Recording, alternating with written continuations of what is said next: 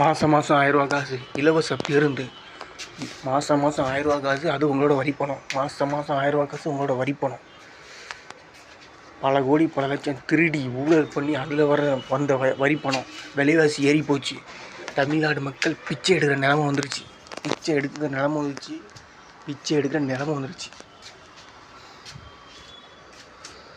இலவச பேருந்து வந்துட்டு விலைவாசியும் ஏறி போச்சு, பேருந்தும் குறைஞ்சி போச்சு. அங்கங்கே வெயிலில் நிற்கிறாங்க, கஷ்டப்படுறாங்க. எல்லாரையும் நினச்சி ஓட்டு போடணும். நீங்கள் மட்டும் நல்லா இருக்குன்னு நினச்சி ஓட்டு போடக்கூடாது. அதுக்கு பேர் சுயநலம். அதுதான் பாவம், அதுதான் குற்றம். அப்புறம் நீங்கள் அல்லாஹ்வை கும்பிட்டு, இயேசுவை கும்பிட்டு, சிவபெருமானை கும்பிட்டு ஒரு பிரயோஜனமும் கிடையாது. அப்போ நீங்களும் அந்த திமுக கட்சி ஒன்று தான். சுயநலவாதிகளே, நீங்களும் திமுக கட்சி ஒன்று தான். சுயநலவாதி